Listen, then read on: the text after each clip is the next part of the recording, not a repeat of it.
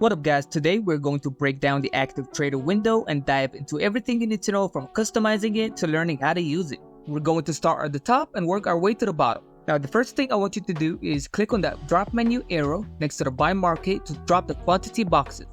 Here you can select the amount of shares for your order, you can simply select the box, or use the plus and minus sign to change the amount. Now to change the increments, go to the top right corner to setup, application settings, navigate to order defaults, go down to default quantity of orders. Now here, you will change the boxes. The section below the order quantity increments, you will change the plus and minus signs. Let's change them from 1 to 100.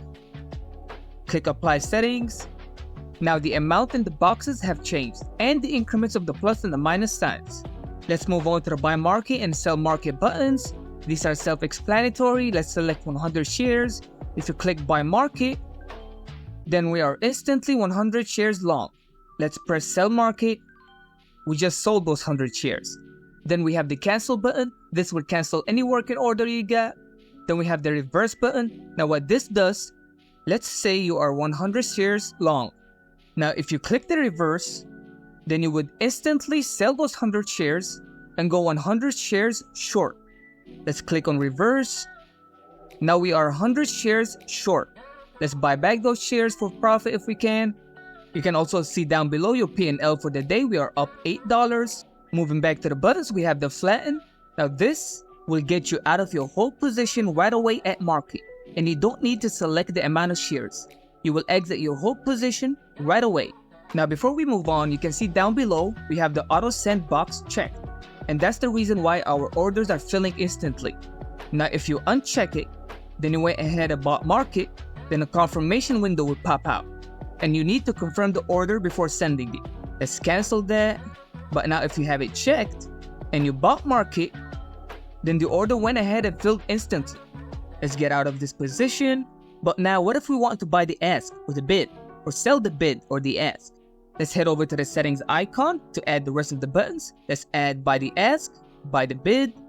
Let's remove the cancel, add cancel all instead. Remove the flatten, add flatten now instead. That way, you don't have to switch between positions to cancel or go flat. Just in case you had the auto send button on, then you misclicked and bought something you don't want, so you can quickly get out and regroup. Now let's finish adding the rest of the buttons. Let's add some selling buttons, sell the ask, sell the bid. Let's also add the TIF. Click OK. Now that TIF box, time and force, allows you to trade pre-market and after hours. All you have to do is change it from day to good to cancel, then buy or sell, limit orders only. Let's change it back to day. Let's organize and rearrange the buttons, go back to the settings, scroll all the way down, select the one we added, move them up. Let's scroll back up. First we have the cancel all, then the flatten now, then sell the ask, sell the bid, sell market, buy the ask, buy the bid, and buy market. Click OK. Now I'm gonna go ahead and remove the reverse button too. Remove, click OK. Because if I decided to go reverse, that means my first entry was wrong and I was mentally distracted and I do not want to enter another position. So I rather just take a breather, then come back and wait for another opportunity. Next up, we have the template. It's currently on single. Here, you can place bracket orders if you like, but before we get into more advanced bracket orders, let me walk you through the active trader ladder. Here, you can place limit and stop orders. Now in this ladder, the current price action, the current price of the stock, the mark, will automatically center in the middle every couple seconds. Or you can simply go to the right menu and click on the two arrows facing each other to center the current price action right away. Now whenever you place an order in this ladder, it will automatically detect and recognize the type of order based on the current price action. For example, if the stock is currently trading at 208.80 cents, then we clicked on any of the red boxes below the center, below the current price action, the ladder would instantly recognize the order as a stop order. You can see to the right of the mouse cursor, sell 100 stop. The ladder automatically recognized the order as a stop order.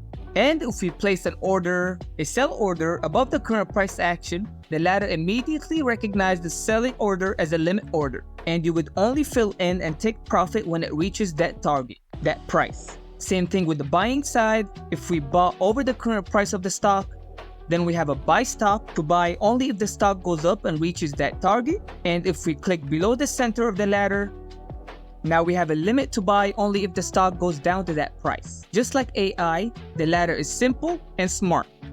Moving on. Now those numbers you see in the green and red boxes, let me pause the on demand for now. For example, at 208.83 you have 4 orders to sell, and at 208.78 you have 3 orders to buy. This is level 2 data. Let me unpause it. And the buy orders and sell orders sections will show you your current positions on orders. And if you see blue bars on the left, those are volume bars.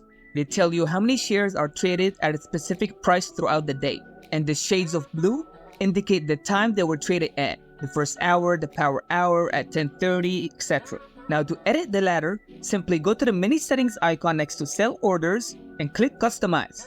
First, let's remove the volume because I solely rely on regular volume candlestick charts. Then remove the buy orders and the sell orders. Because I have a positions window for that, I detach my activity and positions window and display it on my portable monitor. I don't need to see it on the ladder. Click OK. Now let's reorganize it a little bit. Now with that being done, let's move on to the template orders. You can see now it's on single, which means you can just buy and sell like you regularly do. But if you change it to trigger with bracket, now what this does is it also triggers 2 additional orders on top of the one you placed. For example, let's select 100 shares. Let's click buy market. Not only did I instantly fill, but I have 2 working orders as well. One, a limit order to sell and take profit if it reaches that target, and another sell order as a stop loss, like you see on the chart. And you can adjust the orders by clicking and dragging any order on the chart to your desired price. You can also go back to the bracket and adjust the offset.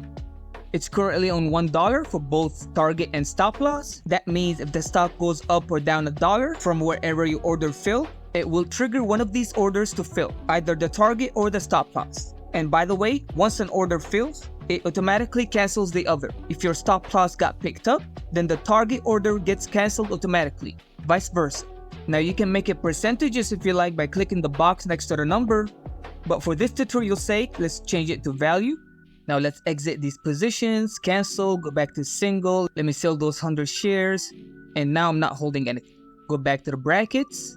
Now if you don't want to buy market, simply select trigger with bracket, go down to the ladder, and click anywhere below the current price action.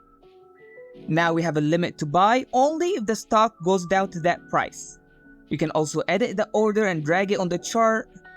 Let's bring it near the current price action. We might fill. We just fill. Let's bring the target down to the current price action to fill, and the stop loss next to the current price action.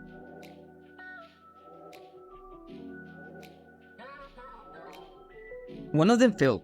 Now you can also change the offset and save the bracket to have it ready for whenever you want to trade. Let's change the target to $1.50. Stop loss, let's make it 50 cents. Now we have a 3-to-1 profit to loss ratio. We can also put the target $1, stop loss 50 cents. Now we have a 2-to-1 profit to loss ratio bracket. You can click on this save icon. Let's name it 2-to-1 P&L. Save. Now let's make the 3-to-1 $1.50. Let's save this one. Let's call it 3-to-1 P&L. Save. Now we go back to the template and we have the 2-to-1 and 3-to-1 profit to loss ratio ready. Now before I end this video, if you guys want to add keyboard shortcuts to the buttons you see on top, make sure to check out my other video on how to set up hotkeys in ThinkorSwim. So, thank you guys for watching, and if you think this tutorial has helped you out, please give the video a thumbs up and subscribe to the channel. Peace!